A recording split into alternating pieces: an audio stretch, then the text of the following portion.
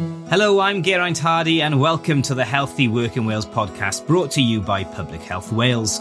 Over the series, we'll be chatting to experts about a range of workplace health issues, empowering employers with the knowledge and support they need to help keep the Welsh workforce healthy and in work.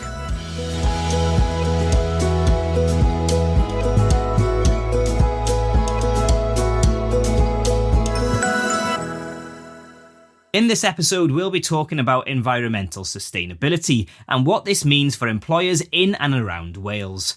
Employer action on environmental sustainability is more crucial than ever, with the Welsh Government joining the race to make Wales net zero by 2050 and to build on its ambition of being a greener, stronger and fairer country. My guest today, Sue Husband OBE, is director of the charity Business in the Community Cymru, which is a business-led membership organisation dedicated to fostering responsible business. Sue has previously worked in senior roles for the Department for Education, including leading the National Apprenticeship Service and the National Career Service. Sue, welcome. How are you today? I'm good, thank you, Geraint. Thanks for asking. How are you? Yeah, good, thanks. I think it's fair to say we picked a big topic today, which is fantastic. I think we can agree that environmental sustainability is a hot topic as well, and on many organisations' agendas, especially in the wake of the pandemic and given the growing concerns about the climate crisis, which have seen develop in recent months, impacting on countries all across the world. I think it's also safe to say that these events highlight how important it is for organisations to change the way they both think and act socially, environmentally and economically, Sue.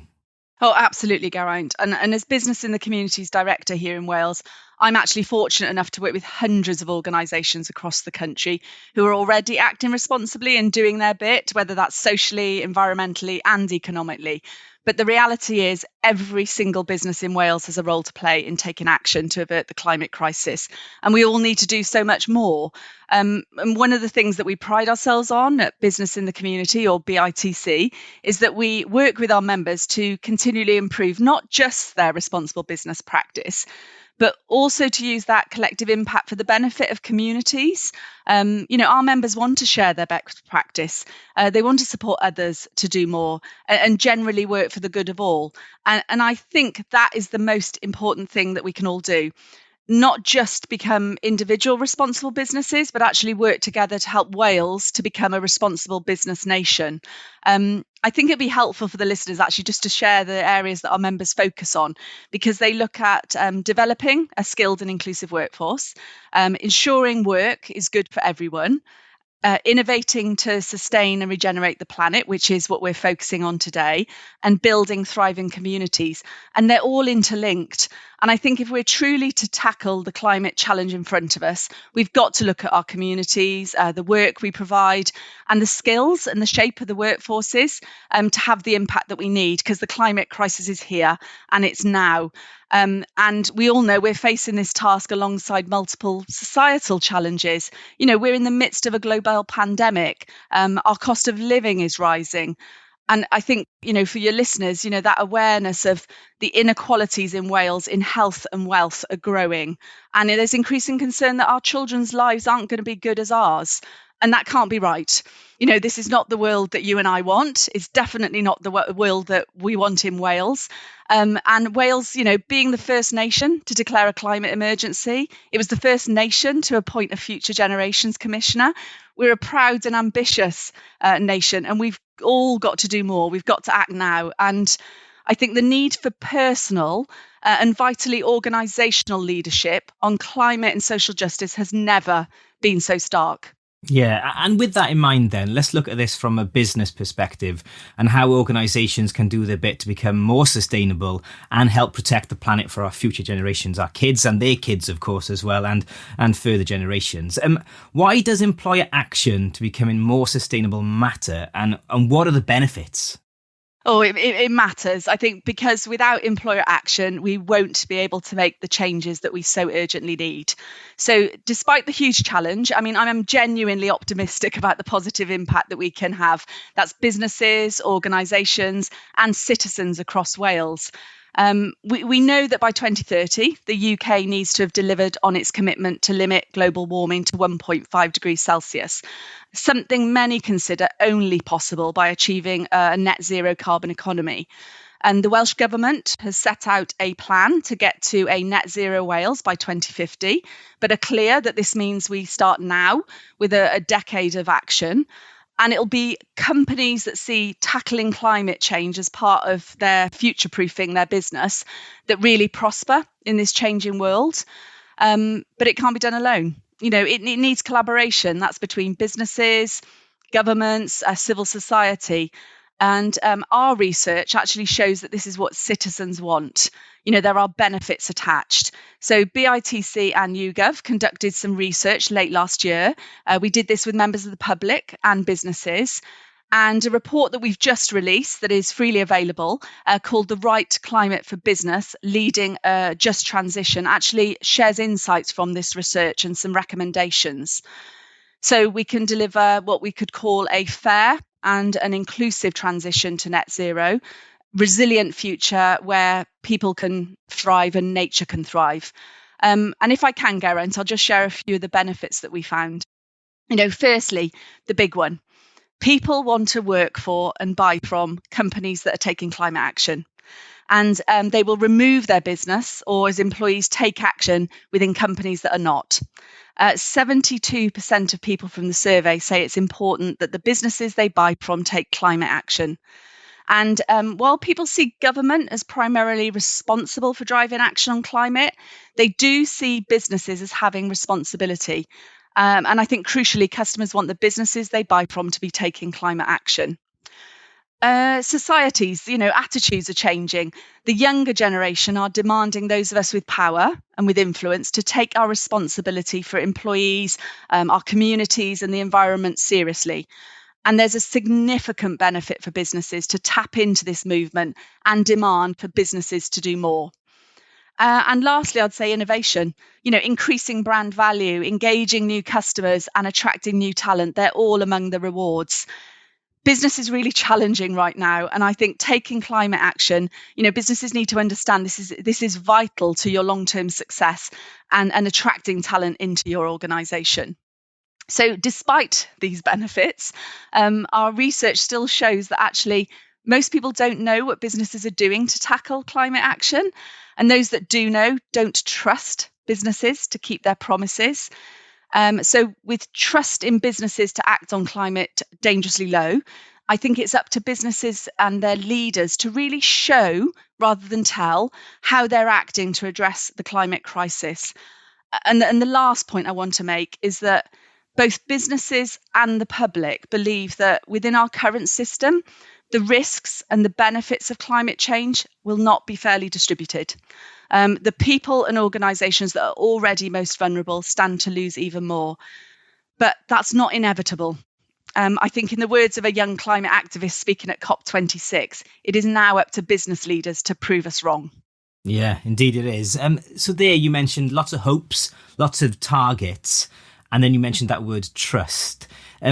Can you provide listeners with some examples of organisations which have become more sustainable in how they operate to reduce their carbon footprint and impact on the planet, and how that's benefited them from a business point of view?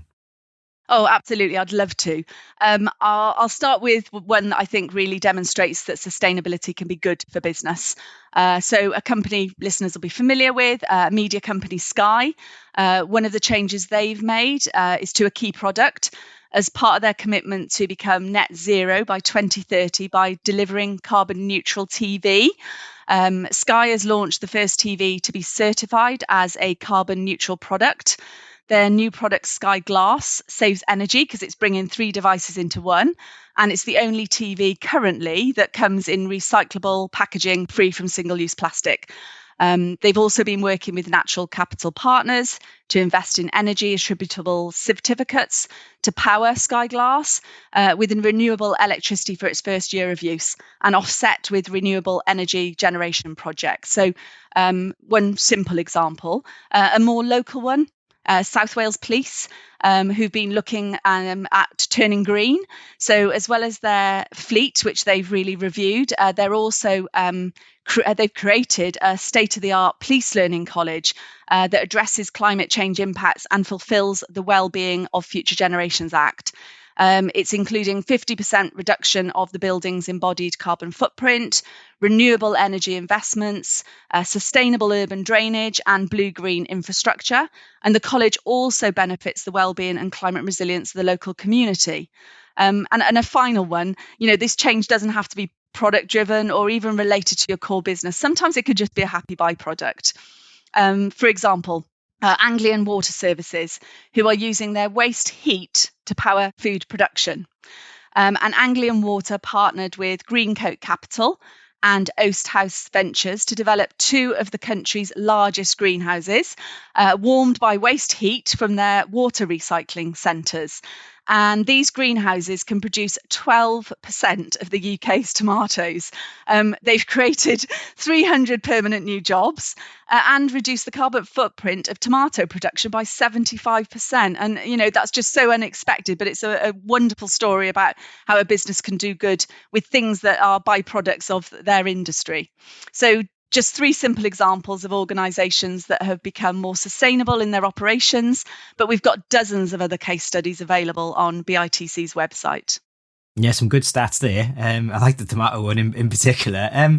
What about procurement and purchasing from other companies then? What opportunities does this provide to influence other organisations to operate in a way that's more sustainable?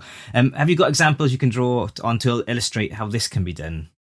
Yeah, and there's some really lovely ones that come to mind, and from a couple of businesses indigenous to Wales, really showing how the power of how you spend and invest your money can really make an impact. So I'll start with Bluestone National Park Resort in the beautiful Pembrokeshire and their free-range breaks. So they want to be the most responsible short break resort in the UK, and they're doing some great things. They have 1,000 beds that need changing twice a week, so that's a lot of sheets. Their supplier was returning the clean laundry in individual plastic bags, and Bluestone wanted to change this. So they reprocured, found a very local business, Pengarreg Laundry, whose bid for the business had sustainability at its heart. They were successful. And as a result, over 200,000 single-use plastic items have now been eliminated every year. So laundry bags are packed at the laundry, they're reused every time, and they're used for the dirty bed clothes too. And with the laundry also being more local, there's less miles needed to transport the bedding, and local people are employed. It's a lovely example. And Bluestone have also made some tough decisions. They've stopped purchasing items that were highly profitable for them, like bottled water. So you can't buy bottled water or drinks at the resort now. They've got a free water supply around the resort, and they sell fill-up fizzy drinks in their bars. Holiday makers are told in advance to bring their own reusable bottle or can buy one on site. And as a result of this, they've actually saved on 42,000 plastic bottles. It's a great story. And finally, because I think Bluestone is just such a great example and really easy for people to understand, they're helping other local businesses too through community partnership. They have hundreds of tons of grass cuttings coming off their lodge lawns and recreational areas throughout the year. And that's given to the neighbouring farmer, who adds the grass to his manure reserve to create natural fertiliser for crops. So a really great example of the circular economy. And if I can, I'll just use one more example close to home, and that's Castle Howell Foods. Castle Howell Foods are a food supplier from humble family beginnings, but a really wonderful example of a business that's adapted and shown valuable leadership in responsible business to their peers in the sector and other proudly Welsh businesses. They've engaged with a range of Welsh Government strategies, including the Economic Action Plan and the Economic Contract, which is intended to drive prosperity for all. Castle Howell are also members of 3 Welsh food clusters, and they work with the National Farmers Union to support their own net zero targets. And I think all of this has contributed to them being in a much stronger position when bidding for business and meeting responsible supplier requirements, which has really helped to put a thriving, very values-led Welsh business firmly on the map. Yeah, some fantastic examples there, Sue. But I think if someone was listening to this and they were a bit negative about this the subject matter, what they potentially might say is, for Sky's example, which you mentioned earlier, that's going to cost the consumer more to get Sky Glass. From a point of view, from a business owner, what they've done in Bluestone, their profit margins have been massively affected. So there's a hit that people have got to take to make this happen. I suppose that's one thing people with a negative mindset have to get their head round. Yeah, and you're right, Geraint. And I think let's use the example of Bluestone. They've had to invest up front. They've made some difficult business decisions and stopped some things that are actually have been profitable for them. But I think they would be the first to say that is really helping differentiate themselves. So when people are looking at a holiday within the UK, they can see all of the things that a Bluestone are doing, and actually it is encouraging more customers their way. So I think for a lot of businesses, this will be really good for business, very quickly, because customers will be looking for more sustainable businesses. But I think for others where it may take longer for that return, I would just say that think about the cost of not making these changes. There is a lot of evidence now showing that the consumer is being more careful about how they're spending their money, and the younger generation definitely want to see this change. So I would say for all businesses, you need to think about making these changes. There is some investment up front, but it will pay dividends. Okay, so if an employer is listening to this now and may still feel that this topic simply doesn't apply to them as a business, and perhaps there isn't enough capacity or time to think about it and take action, or they may find the topic, Sue, overwhelming, which is kind of fair enough, it's a big topic, and they still haven't got a clue where to begin, what would your message be for those employers, and how could they get started? What's the first step? Yeah, no, it's a really good question. And I'd start by saying, make the time, find the capacity. You've got to get started, and to treat climate action as importantly as you would your operations, your profit, health and safety, or any other core element of your business model. But get started now. Every single business must act if we're going to make the difference that we need to avert the climate crisis. And the change will be for good, and not just for the planet, but for your organisation and your employees too. So, I would start to look for the quick wins, some simple things you can start doing today to signal a change. But ideally, every business should be thinking about three things. Firstly, targeting net zero, and the sooner the better. And that's about creating and implementing climate action plans with robust net zero targets rooted in the science for as close as 2030 as possible. Now, I think you're right in the point you make, Geraint. This may feel daunting and unachievable for some businesses, but there is help available, and a lot of really good help and guidance for free from people who want to help. And that's whether that's from BITC, maybe the FSB, Federation of Small Businesses, your chambers, Business Wales has great free advice, or Community Cymru, who are experts in this area. There is a lot of support available here in Wales. The second thing I would say for businesses to do is build your skills to thrive in the transition. And we need everyone on this. Ensure your employees at all levels have got the skills and clear lines of accountability they need to deliver and are rewarded for their contributions. Again, there's help available, and a lot of FE colleges and universities across Wales are offering courses supported by Welsh Government to help educate staff. And thirdly, I'd say involve diverse stakeholders to sort of co-create real solutions, so you can protect the most vulnerable and ensure the benefits of this transition are felt across communities. And I'd stress here that young people are the ones we need to look to. Young people can bring the urgent attention about the planet and the changes in attitude that are so desperately needed in the business world. And I would encourage you to try and create intergenerational cooperation and involvement, because that brings out the strength of each generation together. So you've got the experience and knowledge from the older, and the passion, urgency and drive from the younger. And as with my other points, ask for help. Speak with businesses who are a little further along, share ideas, and work together. At BICC, we've got, readily available resources, including our 7 steps for climate action. This sets out how businesses can deliver a just and fair transition to a resilient net zero future. And taking the 7 steps will help any organisation ensure that their business model is climate proof and contribute to a future where both people and nature can thrive. And taking the steps will also support in creating value and enhance the prosperity of employees, of your customers, your supply chain and communities.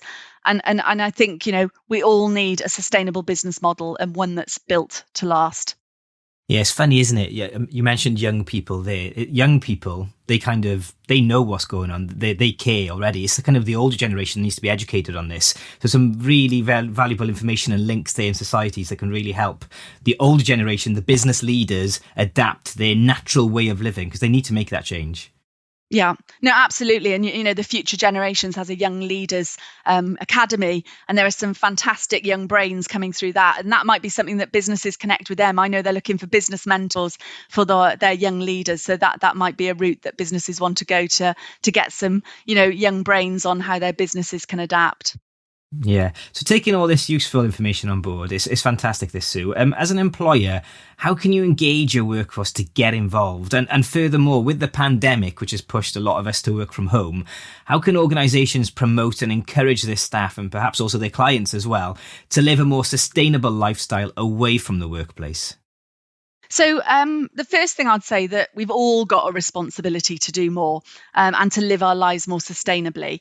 But employers have a role to play in, I guess, helping, guiding, supporting their employees. And I think, as you suggest, their clients too, to be more sustainable. I've seen that the businesses that actively engage their workforce in the changes they need to make get the better results within the business, but with their staff too. Their staff actually become advocates for that change and for the organisation. The research that we undertook actually showed that only 24% of customers are aware of what businesses are doing on climate action. And of them, 62% don't trust businesses to do what they promise. So even though almost 3/4 of people, so 72%, want the businesses they buy from to take climate action, less than 1/4 of them actually know what the businesses are doing.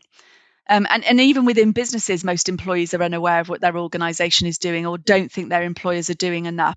So businesses not only need to commit to climate action, but they've got a massive opportunity to really build trust through involving diverse communities and showing how their promises translate into action and results. And that will be great for business. And as for employees living a sustainable life away from work, I think we need to raise awareness. I think we need to create good habits and to do things that encourage the right behaviours. So something as simple as encouraging staff to cycle or walk to work, perhaps having a bike scheme, or just having suitable facilities for staff to store their bike. Some businesses have reviewed their pensions and how they're invested. Make My Money Work is a brilliant movement to encourage pensions to be invested in sustainable businesses. And people entering the workforce right now will value this approach. That will mean a lot to them. The best practice we see across the businesses we work with will have employee engagement with staff involved throughout designing, delivering and driving this change. But I would say businesses don't need to limit their influence to their own direct business. They can positively influence their supply chains, their customers and clients, as well as their employees to, have the potential, to really have a huge impact. I think, the last thing I'd say on this is businesses just need to set the example. Make it as straightforward as you can for your employees to do the right thing. Make it clear to suppliers the value you place on them acting responsibly, and support your suppliers through this chain, because inevitably there will be smaller businesses than you. And business actions, the actions business take are key to having this just transition. And that's why, we at BITC are so passionate about businesses' involvement and their crucial role in taking climate action. Yeah, the listeners listening right now have been provided with some superb and useful information today. But to move forward and begin their journey in becoming more sustainable, which we would love them to start right now after listening to this podcast today. As a final kind of word, if you like, what is your takeaway message for our listeners today, Sue? Gosh, I think it would have to be that there is hope. And I'd want businesses to imagine what that future could look like. And if we could, collectively turn this biggest challenge facing mankind into potentially our greatest achievement. So, think of the good jobs that we could create that are better for us. More greener spaces, cleaner air and water, and generally improved health and well-being. And I think of your local community that you'll probably all have spent much more time in over the last couple of years, as well as those communities that have previously been excluded. And imagine them being revived as we work together to sort of find solutions and opportunities in a thriving, regenerative economy. And what we do is important, but how we do it is equally critical. And we must make sure that this transition to a resilient net zero Wales is fair and just, enabling people and nature to thrive. And I think that is the most important thing that we can do. So it's not just as individual businesses, but working together to really help make Wales become a responsible business nation. Here, Sue. Thank you so much for all the information, all the guidance you provide us on a huge topic today, and I'm sure everyone listening will find it really helpful. So thank you for breaking it all down for us and starting our journey, if you like, if you're starting today, and if you're doing some great work out there already, fantastic stuff. Sue, thank you so much for your time today. Thank you, Geraint. Now, I'm sure we've only touched the surface of this topic, so employers and employees seeking more advice and guidance should visit the Healthy Work in Wales social media channels and website, where there's a variety of support services and best practice guidance.